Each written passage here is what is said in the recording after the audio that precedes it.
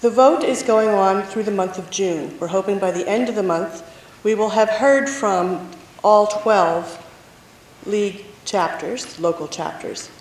8 have already responded through a Survey Monkey. That is valuable not only as the legal ballot that we're using to count officially yes or no.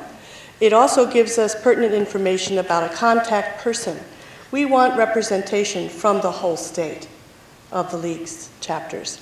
And by starting with that database of names, using email primarily, and phone numbers and at least a name, chapter presidents change over time, so we want to keep that current.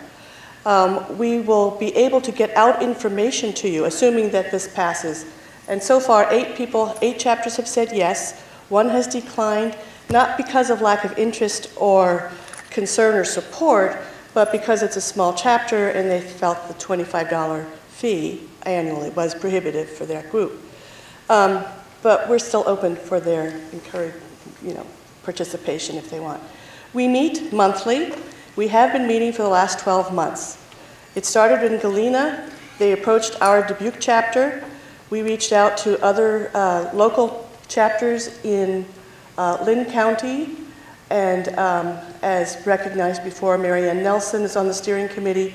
Robin Cash, who is our video guide and guru and director, he does his best for our amateurs presenters. We have Janet Durham, who's attended all the meetings, and Tam Prenicil, of course. And we'd like to invite others too. We have a teleconference number. So if you are available, usually on the 4th Monday at 10 o'clock in the morning, we physically meet in Galena, and some folks from La Crosse come down, Minnesotans, we've met them. So the steering committee is from 4 states right now: Minnesota, Wisconsin, Illinois, and Iowa. We have representation from all 4 states on the steering committee. What we're doing now is, after we get the vote of primarily yes, and Iowa's ahead. We have the 75%. We only need 66%. But we're hoping for 100%. But we're waiting for Minnesota and Illinois, and have the most chapters, so they're taking the longest to get the feedback in. It's going very well. We just heard from Minneapolis, which is a big chapter, so that really helps a lot. So it's going well. We're planning throughout the summer for a conference, probably in Dubuque, this fall. And we would like to keep everyone informed and have at least one person from each chapter. You're all invited to come, or at least get on the email list of names to give to me, and I'll see to it that you're updated, and then you can participate through the emails and just keep informed. Eventually, this organizational meeting will pass the bylaws.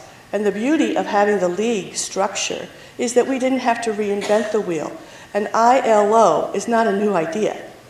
An interleague organization, we're following the example of the Bay Area. San Francisco Bay has an ILO for the Bay, all the chapters around the San Francisco Bay. The Great Lakes in Michigan has an ILO of all the 4 states around Lake Michigan.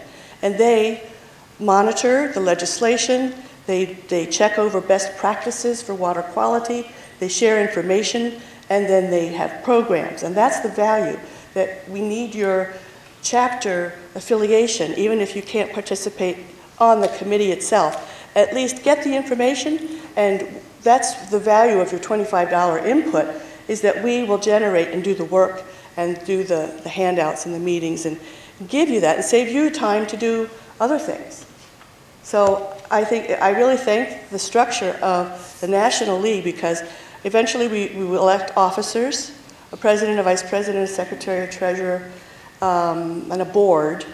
And we do have bylaws. We've gone through the 3rd draft of that. So we've done all the legwork for this over this past year. So that's done. And after we have a structure, then we can get on with the business of water quality.